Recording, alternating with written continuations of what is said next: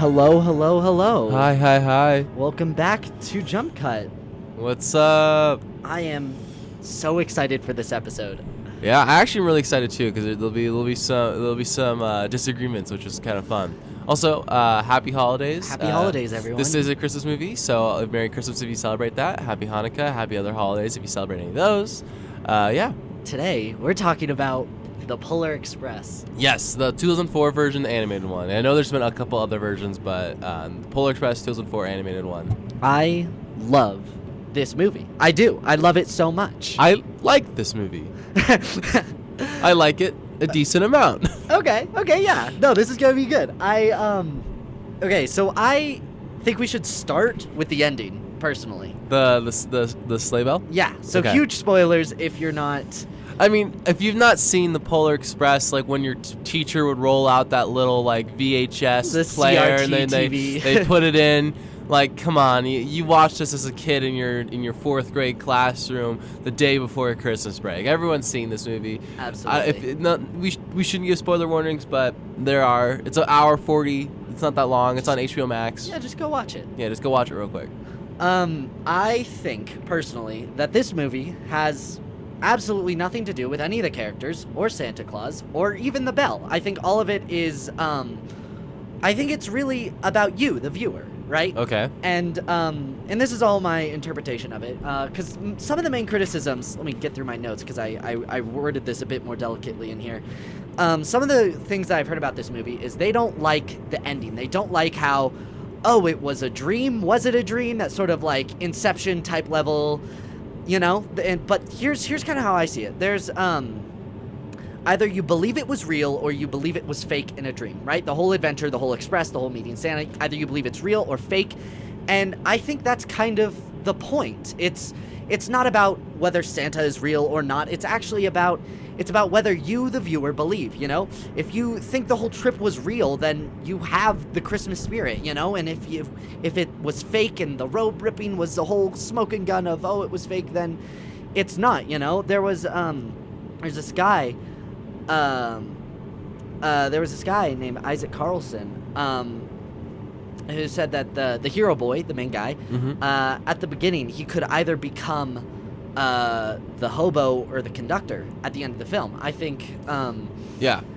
sorry if I'm rambling, I'm you're so good, passionate yeah. about this film. I think that another big criticism is that Tom Hanks plays every single character, and I think that's on purpose. I think Every single male character besides the two engineers. Yes, he plays the hobo and he plays the conductor and a couple of other, but I'm going to Santa, focus on these two. And he also plays his father. Yes, I think the hobo and the conductor are two huge characters. Oh, absolutely, yeah.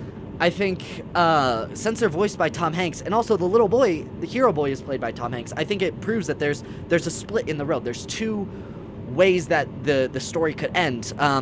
In the quotes of what is believing and what is belief, right? Either the hero boy can grow up and he can follow the hobo, he can be a skeptic, you know, when he quotes the line, seeing is believing, you know, he could go that route.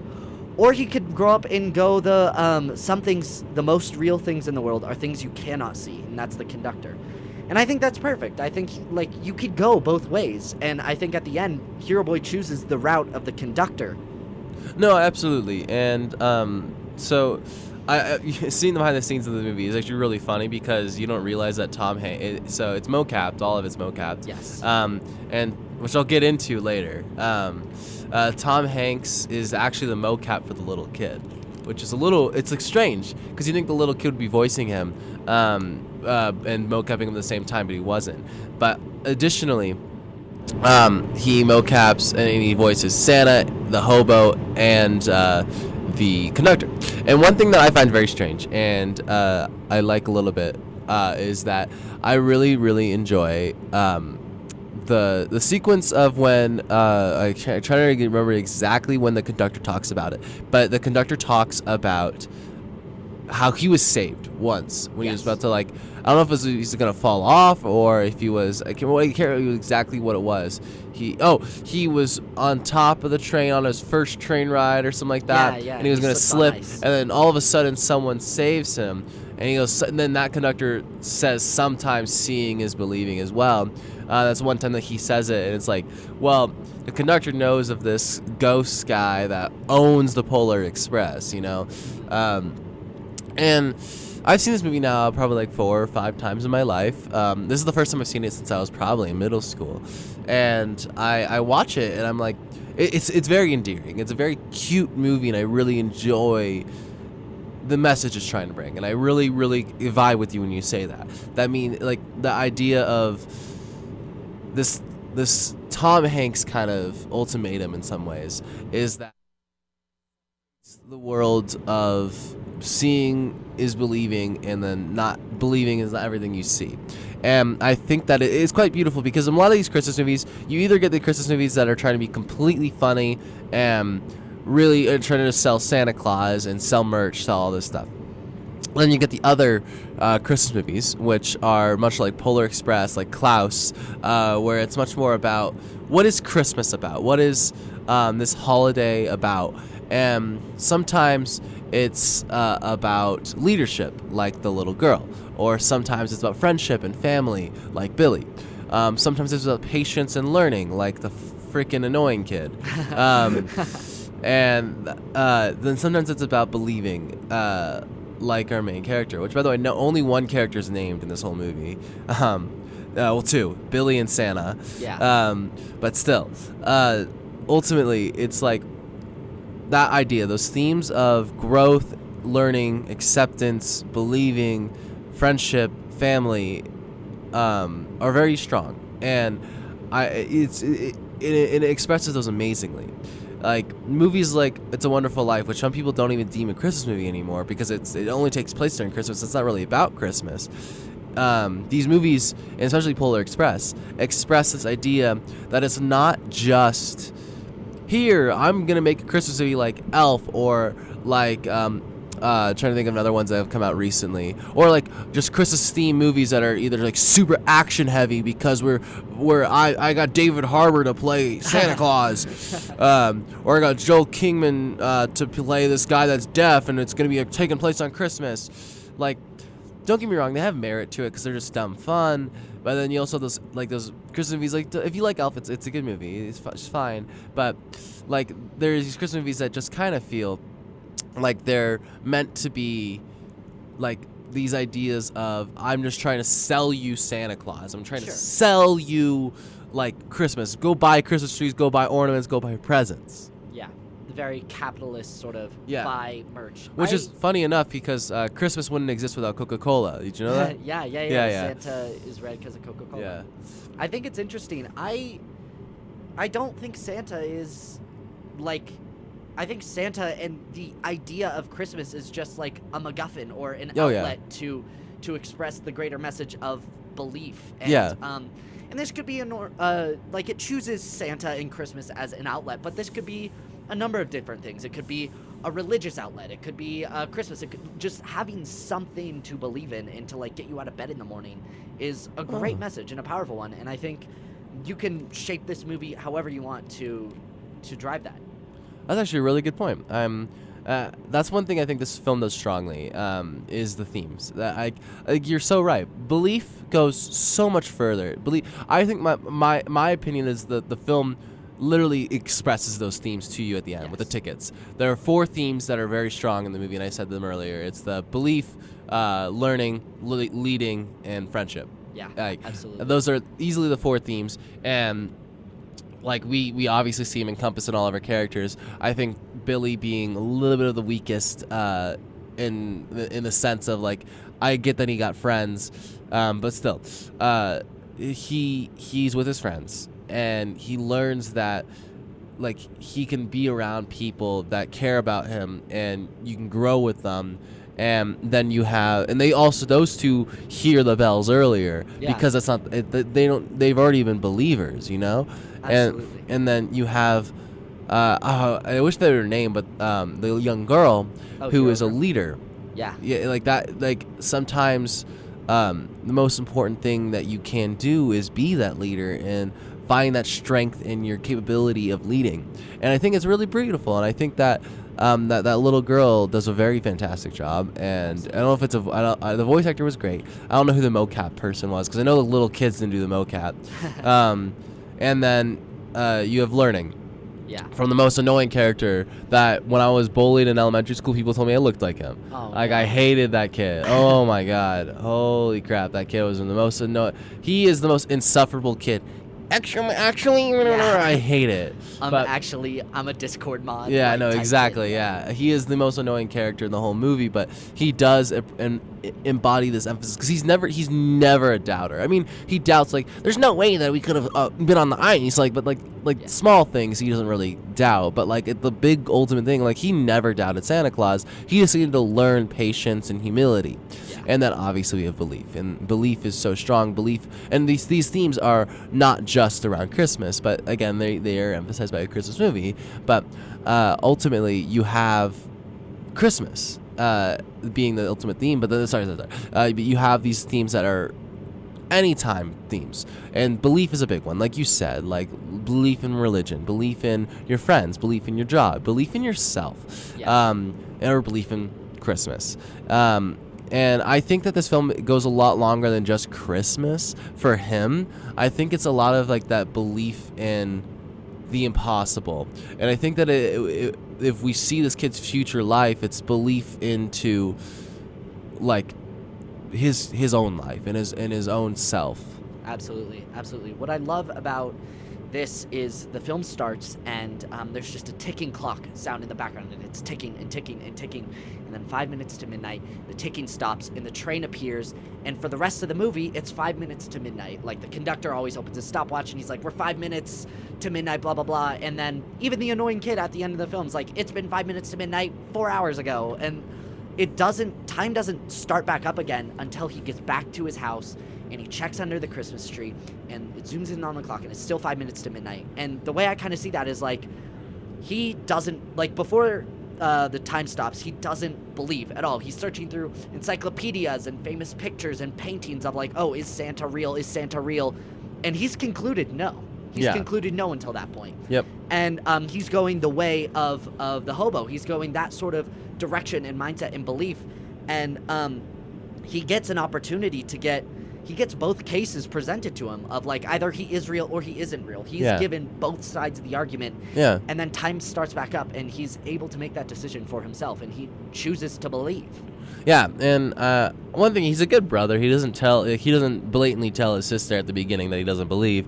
One thing that he's a good brother in is that he fully believes in Santa afterwards. I do always find Christmas movies a little strange when like the parents are like, Santa isn't real. Yeah. Yo, bro, how'd the presents get there? Like, Absolutely. that's like always like the what's it called, the plot hole every Christmas movie. Uh-huh. There's never that plot hole never will go away. No. But beside the point. And you're right. He does make the decision. I think it's a little difficult to say that the decision wasn't easy for him at the end of the movie, because he does see Santa and he gets the first present. Uh-huh. But ultimately, throughout the whole movie, he didn't start believing until that sleigh bell falls and he shakes it, and that's when he starts believing, before he sees Santa. Yes. Um, And there's that nice mirror shot of, at the beginning, he was looking into Santa not being real, and Yeah. it's a worm's eye shot of the encyclopedia, and it says Antarctica is not or North Pole is not inhabitable by humans or something Yeah. like that. And then at the end, it's just him and the bell, and it's a nice mirror shot. And I Yeah, love yeah. it. It is beautiful, and again, there are intricacies and beautifulness within the animation. I think there's also a lot, a lot of PS2 gaming Sure. things in the. We'll get into that later. Mostly because it doesn't necessarily deal with the themes, and it's definitely somewhat a part of the time of how it goes. You know, because ultimately there are moments of. I guess we'll go into it now. Like, there are moments where I am like, this this looks not good. Sure. Like the characters. It's never any of the sequences is like oh my god, the train sequence on ice. Like I've seen so many memes of people putting that to different sounds and songs. It's so cool. You're just like ding, ding, ding, ding, ding, ding, ding, ding, ding, and that's so cool. And then you have the North Pole all looks beautiful. There's sometimes the mocap for especially the little kids and the like Santa Claus and the conductor, you can tell it's a 2004 film, and mocap realistically, this is the first time it's done in animation in this way. Yeah, this is the first full mocap film. Yeah, and I don't discredit it because it's uncanny valley looking, especially the young girl. Yeah. She is the craziest. Yeah. Sometimes you'll see their mouths open and like teeth are missing and Yeah. it's like sort of layers. Like But you can see the layers. But again, that is not a testament to the film. no, absolutely not. It's not. It really, like, if you're a nitpicker or if you really care about solely animation about a film, about an animated film, you care about counting the amount of hairs that you see on a minion's trousers, you know? Like, then, yeah. Can I But, tell a really, really embarrassing personal anecdote? yeah. When I was a kid and I watched this movie, I was super, super little. I was like 5 or 6, right? I went to school. I was in kindergarten, and me and all of my friends just saw The Adventures of Tintin, which is also a Mocap animated film. And I was talking to Al. I was like, oh my gosh, it looks so real. It looks so real. It's I'm not going to say his name, but it rhymes with Schmadam. So he comes up to me and he says, did you know that that's what British people look like? This is live action. That's just what British people look like. And I believed them. And I watched Polar Express and I was like, oh my gosh, they're all British. actors. How good of Robert Zemeckis to do this for them. Wow. And years later, I found out later that it wasn't true. And funny enough, I was on Reddit and I saw someone say the exact same thing, saying like, oh yeah, this is what British people look like. So apparently this was like a thing that people thought. That's like, that is a very, British people very look mocap. funny thing. That is. Hey, are they wrong though? Never met a British person. Never met a British person in my life. No, but yeah. Ultimately, animation is what it is. Yeah. At the time, I think it was extremely passable, if not more. Oh, absolutely, but absolutely. Now you can kind of see the flaws, especially when looking at other films that do it. Like Tintin looks significantly better, and even A Christmas Carol looks significantly better. I still think mocap is a definite. Didn't this win Best Animated Film? I'm pretty sure it did. Yeah. Yeah. Because I remember, I think it was a Pixar movie, did a little bit of shade at it when it won the next year. I think. Yeah, something like that. Yeah, whatever. But still. And the animation is what it is. Because that's not really the point. You know, it's an animated film which makes it easily accessible to all audiences. Absolutely. Like, one thing about, like, for instance, National Lampoon's Christmas. It's hard to watch that with young kids. Yeah. One thing about Elf is that as you grow older, it's hard to watch as a teenager or Elf is hard adult. to watch all the time. I hate Elf. I'm glad I finally have an outlet to say this. I don't like Elf. It's not funny. It was never funny. Stop making me watch Elf every Christmas. It's not good. I'm done now. That's all I needed. One of my favorite aspects of this film, not Elf, this film, is the hobo has this one line, and he says, and it seems so out of the blue, and as a kid I remember thinking, why would he even ask that if it doesn't really go anywhere? He asks, do you believe in ghosts? And the hero boy says, no, he doesn't.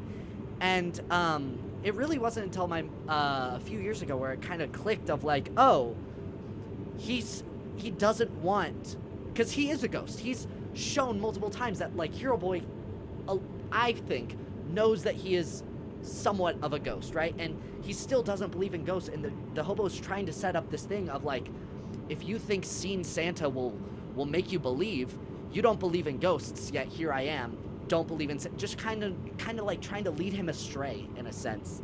Have doubt, trying to instill doubt into the hero boy from very, very early on at their first interaction, I think, at least. No, yeah, absolutely. So the most interesting character in the whole film is between the conductor and the ghost. And there's so much about the ghost that like I don't understand. So we first see him at a campfire, and he's kind of like this otherworldly figure, which he is throughout the whole film, don't get me wrong. And he's constantly coming up at the most important parts of the film. Besides, like, that's the very ending. I didn't even realize that. Yeah. And I've always seen this theory online that he's actually Santa Claus, which I don't know if I fully believe. Oh. Yeah. I don't know. I don't really. Yeah, no, I don't know if I fully believe that or like it. To the narrative, But so there's this. So here's this thing where he's on a campfire because the kid needs warmth, and then he gets skis because he needs to get the kid to the engine room, and then he picks up the kid to save him. But then all of a sudden he traumatizes the kid with the Ebenezer Scrooge puppeteer, and you're like, what's the point? Like, and you look at him, and I'm always like, so what is your goal? So you're helping him out through the whole thing. Are you trying to? And the thing, I know the answer, and it's he's trying to push this kid forward. He's trying to put him on this path that he needs to grow. He needs to have moments of doubt, because now he's on this Polar Express. Now he's there. Like, it's hard for him to start doubting now, because he's like, the little kid is literally there. He is literally on a Polar Express, so he starts to believe a lot more. He starts to believe significantly a lot more. And then all of a sudden, he gets the Ebenezer Scrooge. Doubter! Doubter! You don't believe in Santa Claus! Doubter! Doubter! And you see that, and you're like, all right. So, now another little boy is now, do I believe? Do I actually believe? Is this all just a dream? And he doubts himself over and over again. And then he finally meets Santa Claus, and he finally shakes the bell that the girl and Billy were hearing, and hears it, and it's belief. And that character, not only the hobo, was not only conflict for him, but also supporting, because throughout the entire film he would have never made it to where he was, or would he have, because is it a dream, is it real life? Sure. Without him? I don't know. It's a kind of tangent-sized little thing, but he's a very interesting character, and it's interesting to see where you take that character. Yeah, absolutely. I think with the ghost hobo and the conductor, I think it's very much like an angel and a devil on your shoulder type thing. I think the hobo wants to lead the hero boy astray and install doubt into him on everything, but he's still helping him to like try to gain his trust and to try to make him more of a character, whereas the conductor is so raw and authentically himself. And he has this quote, which is absolutely my favorite thing. He says, "It doesn't matter where you're going. What matters is deciding to get on." And I know that's just like if you took all the words and put it in a blender, it would essentially just like, it's not about the journey, the destination, it's about the journey. Yeah. But even still, I think that's incredible. Again, we can go into the like how real the entire thing is. I think it was all kind of symbolic, but I guess in my head it's sort of like, I don't think seeing Santa and being on the North Pole was what made him believe. I think it was the experience he had. I think because like the train could have taken him anywhere, Yeah. I think it was the people he met and the experience he had that made him believe. It wasn't, he didn't have to see anything to believe that it was real. And even when he's in the North Pole, he still doesn't believe. He can't hear the song on the radio. He can't hear the reindeer bells. He still is installed with so much doubt until he decides to let it all go. And that's way before he sees anything, Yeah. Also, this is random. They're from some town in Michigan, right? Yes. Was it every kid? I don't know. I know it was Billy and Little Kid. Billy and Hero Boy are the only two that are kind of named. But speaking of towns, there's a funny little Easter egg. This is by Robert Zemeckis, and if you don't know who that is, he is the Back to the Future guy, right? Essentially, that's his biggest thing. What? No, you go. That's his biggest thing. He's done so many other projects. Love Robert Zemeckis. But there's a couple of like little Easter eggs to the fact that he did Back to the Future. There's a flux capacitor in the engine room. There's a direct like quote of Back to the Future 3 where he's doing the train. He's like, I've always wanted to do that. And the third one is about when they're like, the elves that are from New Jersey, I guess, are talking. There's like, some little boy stuck gum in his sister's hair. You know, that little bit. That's a reference to Steven Spielberg. His name is Steven. He's from New York, and that's a real anecdote from Steven Spielberg's childhood. And I thought that was so exciting. I didn't know that. If you don't know how Steven Spielberg is connected to Back to the Future, figure it out. Yeah. Yeah. That's actually really cool. That's actually so cool. I didn't know that. Yeah, it's one I of didn't my know that was a favorite reference to bits. Steven. That's very funny. That is very, very funny. But I actually have a question for you. Why do you think that Santa plays the biggest doubter technically why does Tom Hanks, my man? Why does Tom Hanks play the biggest doubter in the little boy's hero boy's father, and he plays the biggest real thing in Santa Claus as well? Why do I like Why? Because we've kind of talked like why Tom Hanks plays little boy and hobo and conductor, but why do you think that Tom Hanks also plays the Santa and the father? I think they're parallels. I think there's a very obvious parallel between the conductor and the hobo, and I think there's an even like lesser extreme parallel between the father and Christmas. I think the father is very blatantly doesn't believe. He has that Santa hat in his back pocket, and he has certain lines. I haven't written them down, so I'm kind of spitballing, but he's like, I hope the magic's still there for him. Stuff like that. He can't hear the bell at the end. But Santa is like the actual embodiment of Christmas in this, and I think they're both there as like supporting people for the conductor and the hobo, because essentially those are two random people, you know? Yeah. Whereas the father and Santa are two people that the hero boy allegedly would trust, you know? Yeah. And I think that's kind of what aids it is. It's super easy to meet two random people on the street and have them convince you of something. But if there's two people that you trust that are opposing each other, then, I don't know. That was kind of my... No, yeah, I get that. And I agree. I do agree. So, yeah. Yeah. And I also... I always find this funny. This is another random thing, but the two engineers, they don't have names either, I'm pretty sure. No one has names in this movie. God dang it. But one thing I was gonna say about it is comedy duos always have a booba and a chica. I love how I know exactly what you mean. Yeah, and so if you guys know of this theory of you need a tick tick tick tick tick and a whoop whoop whoop for comedy duos, you know what I mean. And it's a booba and a chica, and you got one big guy and one skinny guy. One with very angular features, one with very round features. I find that just very funny how that's in a lot of movies. Yeah. And I just wanted to mention that because that's one thing I thought about when I was watching this movie. It's one of my notes. I was like, booba and chica! And I thought that was really funny. Yeah. I think my favorite thing is, I'd love to hear your opinion on whether the journey was real or fake, but I think at the end, I don't really think it matters if it was real or fake. I think there's evidence for both, you know? I think the boy has evidence of it being real, and he has evidence of it being fake, and I think he still believes at the end. My favorite shot is, or at least symbolically, my favorite shot is at the end when the hobo's waving goodbye, and he kind of fades away, and if you buy into this crazy conspiracy that I've been talking about this whole time about the boy being able to choose the path of the hobo or the conductor, I think it's a very symbolic thing of he's waving away all doubt and he's completely gone. Or if you just want to be like, ooh, ghosts do things, then sure.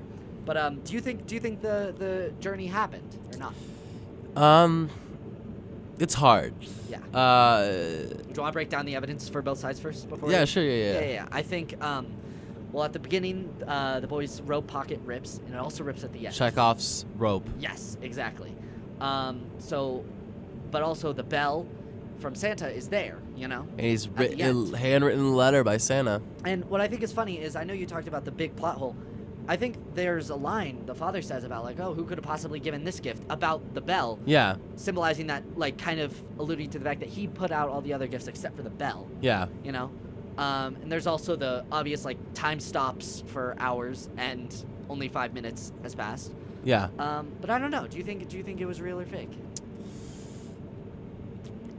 It's so hard for me to say one or the other, but when I was a little kid, I firmly believed this was real. Yeah. Firmly, because like so much, so it's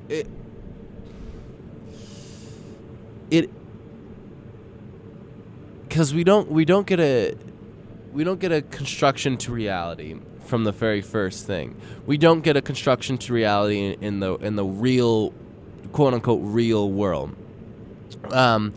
And our reality is presented to us in the Polar Express world, where we're sliding on ice, there's millions of caribou, we're going down this impossibly steep railroad, we're going up this impossibly steep railroad, there's ghosts, there's Santa, which is real, by the way, there's a bunch of elves, like, you get that reality.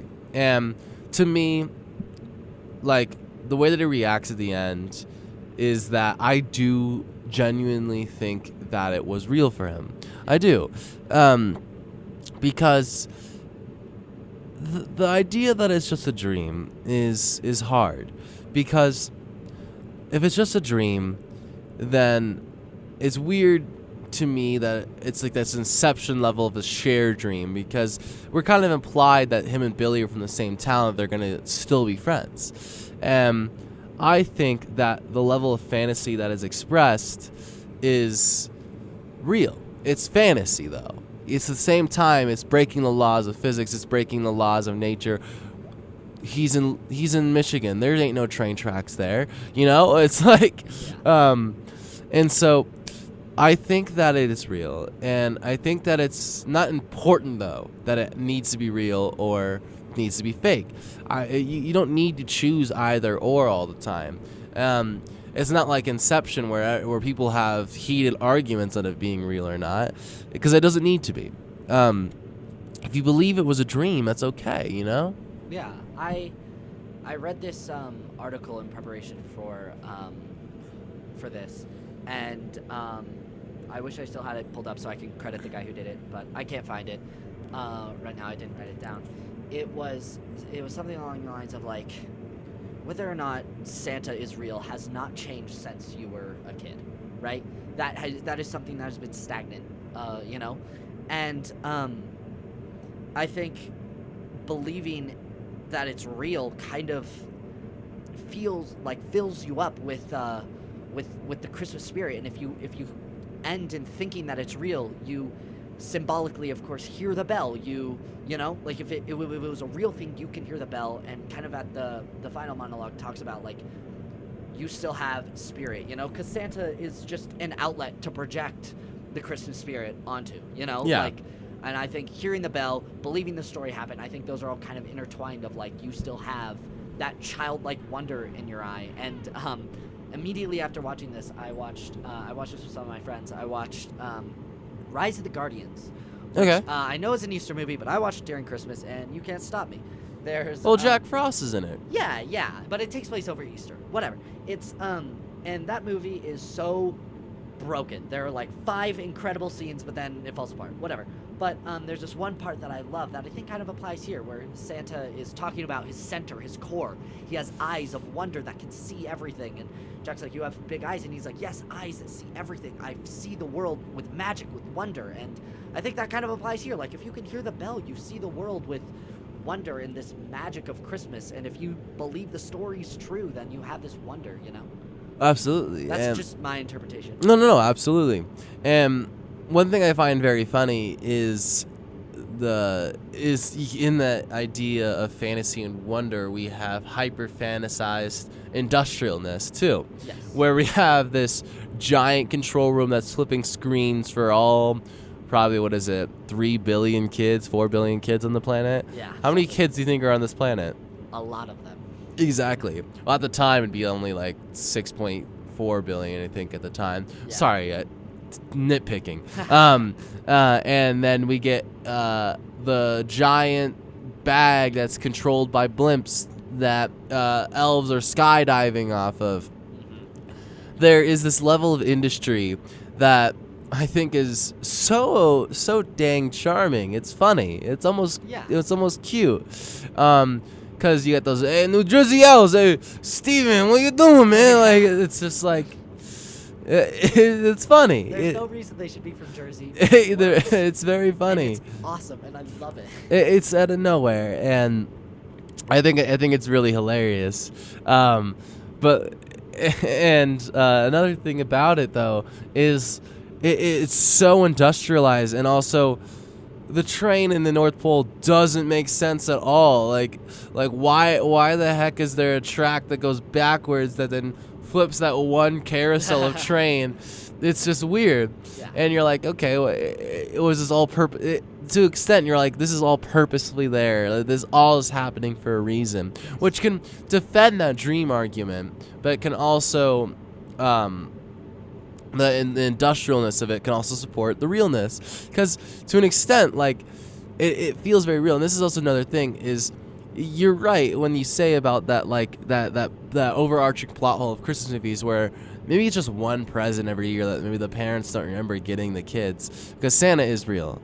Me and Andy are both Santa believers. Anyone that's a Santa denier, they're wrong. They're wrong. DM us on Instagram and we'll fight you at Jumpcut 107. Yeah, exactly. But beside the point. And I'm saying is that maybe because like Billy only gets one present from Santa. Yes. Annoying kid just gets underwear from Santa. Yes. You know, and so it might be this idea that one gift is from Santa, and that gift represents who you are. That maybe that kid needs to learn how to like maybe control his bowel movements. Who knows? Yeah. We don't know what Billy's gift was, but we know that the belief was, it's not the bell. The bell's the physical tangibleness of the gift, but the gift was believing. Yes. Yeah, absolutely. I think Billy is really one of the most interesting characters, and one that I somehow didn't write any notes on, so I'm kind of spitballing here, but I think Billy is great, because I think it's a very common thing for people to have, just get more upset and down, and like especially during the holiday season, just like he says, like, oh, Christmas just doesn't really work out for me, and he's isolating himself and secluding himself, and I think that's something a lot of people can relate to. And he's so overly attached to this one gift because it's the one thing anchoring him to feeling special or important. Like the one gift that comes down the carousel is his, you know? Yeah. He clearly doesn't think very highly of himself, and there's someone out there that does. And then he opens himself up, and he really doesn't become friends with the boy and the girl until after he gets the gift, and he kind of has this moment of realizing that he is special, you know? Yeah, absolutely. There's always this moment in the movie where I'm just so annoyed at this kid. It might be the mocap, I don't know what it is, but when he jumps and grabs it, and he's holding on to it, and then he just never lets go. It's a solid 20-minute sequence of him literally not letting. I don't think I've held on to a singular item for more than 20 minutes. Maybe it's outside my phone. Like, oh my God, he doesn't let go, and it's just so funny. It is pretty good. It's so hilarious about how long he is holding that gift. Absolutely. It's almost humorous if you count how long this kid is holding just like this gift. Like, I can't. It's my gift. and even at the end, the elves are like, "Can we get this back?" And he's like, "No, this is mine. It's my name on it." You know. And they're like, "We'll get it back to you." And he doesn't open it, which I think is great. He doesn't even attempt to open it. You know. Like, at the beginning, he's kind of shaking it around a bit, and then he sees "Do not open till Christmas," and Hero's boy's like, "You know what? Yeah, those are the rules." And Billy's like, "You know what? Yeah, my hands are tied. I can't do anything about it." And he doesn't even know. We never know what's in the gift because he doesn't open it until after probably the train leaves and stuff. What was it, 2004? Yeah. It was a PS5. The Spider-Man 2 bundle. Yeah, I agree. It was PS5. Santa just knew. Yeah. He just made the developers. Absolutely. But no, I find it like all the characters very endearing. Aside from oh my God, I'm gonna call him Linus. Dude, annoying kid, yeah. Like, he epitomizes, in a way, he epitomizes too much believing in some manner. Yeah. In this idea of false belief, believing for the wrong reasons, not believing for yourself, but believing for benefit. Yeah. Believing in the same way, like let's say you are, like you have an annoying coworker at a job, and they believe that they deserve a raise or a promotion, and when you know that everyone around them is just insufferable with them, it's that same kind of thing, that they believe it in the sense of they're entitled to it. Yeah. Because this kid, my God, you know what kind of train this is? You know what kind of train this is? Like Yeah. it is ear grating. Who are the voice actors? Great job. Yeah. Like, What I think is funny is he doesn't have like a traditional sort of. Usually with annoying characters, they kind of at the end, like most writers like to give them a moment of like, oh, I'm in the wrong here, and they have that, but it's not genuine at all, because he's like, he gets his ticket punch and he's like, lean, and the conductor's like, oh, I think it says learn, and he's like, oh, my bad, and then he walks on the train, and like he doesn't ever have this moment of like being in the wrong, which I think is important in a movie like this. I think it would be too much if every single character left that experience reformed and changed and better, because like that's not gonna happen every time. no, absolutely not. And I think that learning will take him a long time. Yeah. But at the end of the day, that's his theme, is that he needs to learn. And no matter how much of an annoying character is, and how insufferable he is, and how much I was bullied for looking like him when I was in elementary school, he's not necessarily the most important character, but he does embody this idea of too much belief or believing for the wrong reasons. Because he believes for benefit, like I said. He believes because he's entitled. He's like, he wants the gifts from Santa Claus. He's like, because unlike,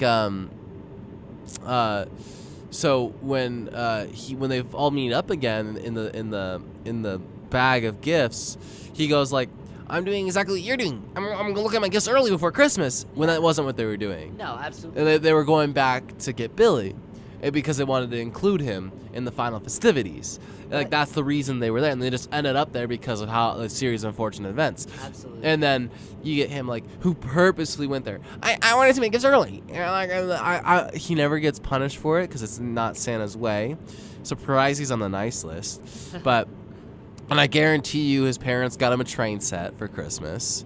I guarantee it. Yeah. But ultimately, he doesn't grow, but I think that he'll learn in the future. Absolutely. I think it's funny how, as a kid, I kind of, like, retrospectively, I self-insert my past self into him. Absolutely. I think he's an incredibly written character. Oh, yeah. Especially for young boys who only care about the gifts. Because I can tell you, when I was his age, I only cared about what present I got. And I was absolutely that annoying. I would ask you if you knew what type of train it was. Yeah. My 2 younger brothers were that annoying at that age. My older brother was probably as that annoying at that age. I think it was just like, I think he symbolizes, like you said, believing for the wrong reason, and like only doing Christmas for what you get out of it. Very self-centered thing, instead of celebrating Christmas for to be with family, or to give others things, or religious reasons. Like, I think there's so many other reasons that people celebrate Christmas, and that just comes with maturity. And I think Absolutely. It's too much to ask for him to understand that complex of a thing in one night. What seemingly less than 5 minutes. Yeah. Like. Yeah, I agree. Like, cause, I mean, you're right. Like, that's a good point. I was that way. Like, I'm not gonna lie. Like, in 2000, what year was it? 2008.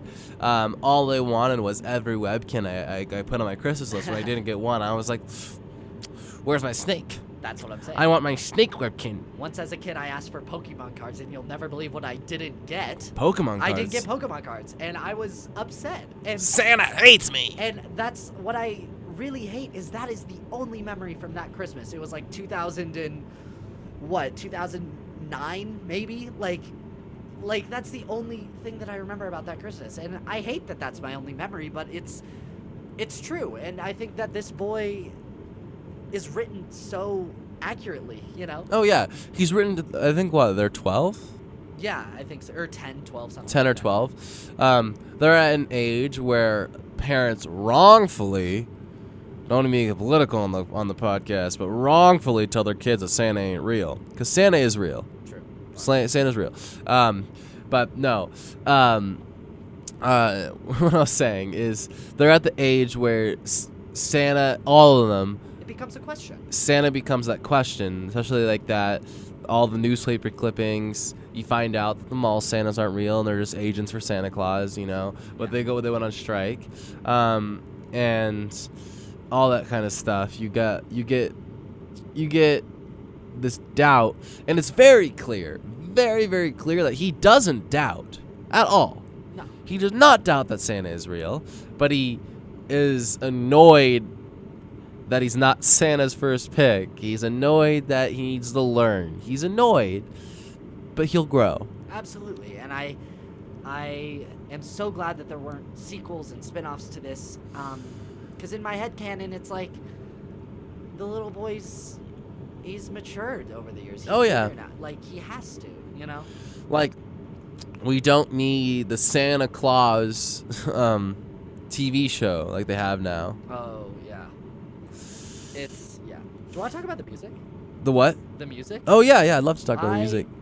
Love this music, and it is, by far, the Polar Express main motif is the one that I play at the beginning of the show, is by far one of my favorite just songs overall.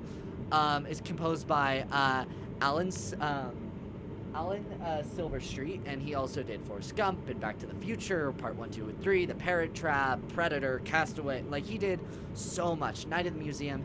And for whatever reason, I always come back to this one leitmotif, and I really tried paying attention this time to try to be like, what does it symbolize? What is this piece of music trying to say? And I notice it's always being played when there's a question of belief, you know? Like, okay. It's played when he's like, oh, I have to wake up. Am I dreaming? Am I dreaming? He's asking that question. It's played at the beginning during the narration when he's doubting everything. It's played at the end for the finale. This piece of music you can find absolutely all over the place. And it's one of several beautiful tracks in this score. I would highly encourage everyone to go listen to it, because there's so much more to this music than Hot Chocolate, you know? Yeah, the score is also used in a lot of, like, I don't know if I looked into it, but I know I've heard it. It's used in other Christmas movies too. I feel like I'm because it sounds so much more familiar than just Polar Express. I'll look. I want to know, because it sounds so familiar. It might just be like not a Mandela effect, but like something similar. Both themes are very similar. The main theme for Elf and the main theme for Polar Express are very similar to the melodic hook in Adobe's song Ancorum 2 as well. So I don't think it's the same song, but it's very similar. It says it's in the same key signature as the main theme for Elf. Gotcha. That's where I probably heard it before. So it's crazy how polarizing those two movies are. Yeah. What I forgot when watching it this time around is this movie is actually a musical. It is. Yeah. Hot Chocolate, guys. Yeah. What's cool and what's really unique about this is we can get into diegetic and non-diegetic, but just to break it down simply, every single song exists in the universe of this film. You know, yeah. Like it's not like High School Musical, for example. Like your suspension of disbelief is up to a point of, you know, that they're not actually singing at basketball practice. You know, they're not actually doing that because the main conflict is you're singing. Like Chad is like, so they're not actually singing. That's just a way to move the plot along. Whereas with this, Hot Chocolate is actually being performed by these people, and people are actually using it. The main theme of the Polar Express song. Yeah. That's the way things happen on the Polar Express. It's happening because the kids are singing it at the beginning when Hero Boy gets on, and the duet between Billy and the Hero Girl, and like all of these songs are happening in real time in the context of the film, and I think that's very interesting. And then also we have like a lot of those more generic Christmas songs. I can't remember all their names, but they're very widespread Christmas songs that are played on the radios. Yes, like Silver Bells. Yeah. And yeah. And they're played on the radio, which is like kind of like charming. It's like, oh, they play. It's almost what's the word? It almost gives lore to like real artists that make Christmas songs are played on the North Pole radio. Yeah. In a way, Yeah. it's kind of like, oh, that's kind of because It's it's like the other songs that are completely diegetic that are sung Uh-huh. are they're all originals, right? Yeah, I believe Yeah, so. I think so. And if not, it might be like, but wait, you've said the point. But then those are all like Christmas songs that have been made by other people. Yes. But they're played on a radio, which gives it reason, which Yeah. is super cute. It's like I love that. No songs are played just to play, except for arguably the end credit song, which is the best song, and it adds lyrics to the main leitmotif, and it's called "Believe," and it is one of the best Christmas songs in the world. I love this song. I know it in sign language. What? Yeah, I do. That's how much I love this song. Every like aspect of it is beautiful. Like the lyrics talk about like the themes of the movie. They're talking about believe in what your heart is saying, and you'll hear the melodies that are playing talking about the bell and if you believe, and it's beautiful, honestly, and there's not really enough good things I can say about it. The whole film is just, in my opinion, this is not only the greatest Christmas movie of all time, but outside the realm of Christmas, this movie is fantastic, and I will watch this even if it's not December. There. It's so my just so for viewers and then Andy knowing, this is not my favorite Christmas movie. Like I like this movie and I gave it a 3.5 out of 5 stars, mostly because I do love it. Like I do like it. For me, like you have to know 3.5. Like people on Letterboxd go so crazy when I go like 3.5 out of 5 stars. What do you? Yeah. Like that's good. That's a good movie. Like that's above average by a large standpoint for me. But beside the point, my favorite Christmas movie of all time is It's a Wonderful Life. Oh yeah. And they share a lot of themes. And then my next favorite Christmas movie is this movie called Klaus. Again, Yes. sharing a lot of themes, fantastical elements about into a world of reality in some sense. And then I also really like my favorite Christmas movie that is not good, that a lot of people hate, is called Anna and the Apocalypse. Like I have levels. But Yeah.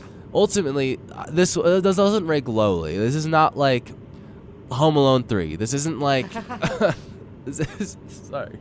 It isn't like I used to love Elf as a kid, but now it's not Elf as a grown up as an adult.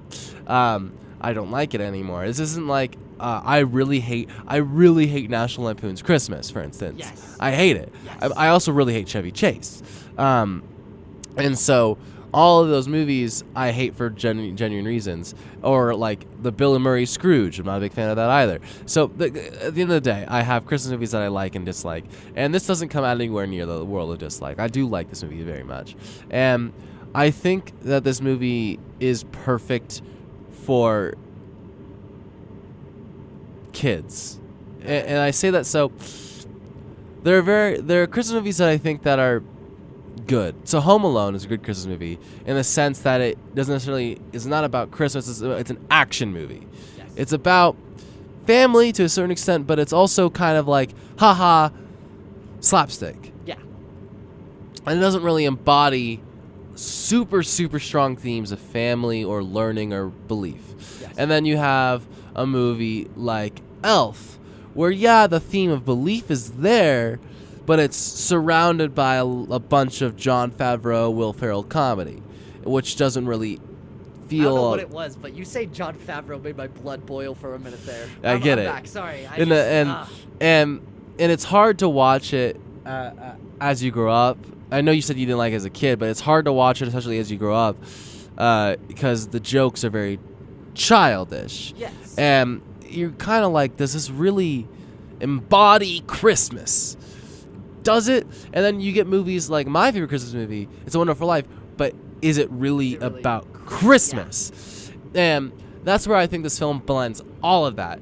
You don't really get the comedy because it's not needed, but you get this idea of it's about belief, and it's about what Christmas means to you, what it means to your family, what it means to your little sister, your older brother, younger brother, whatever, what it means to the people in your life, and your friends, your family, Santa, your annoying kid that's in your third period class. Like, what does it mean to them? The themes of this movie outstretch far beyond the realm of Christmas. Yeah. I think, like I mentioned earlier, belief in family, belief in your friends, belief in a religion, belief in yourself. I think is a very powerful thing. And there are two quote-unquote Christmas movies that I will watch any time of the year and still find the same amount of enjoyment, and it is The Polar Express and A Muppet Christmas Carol. Those are the two.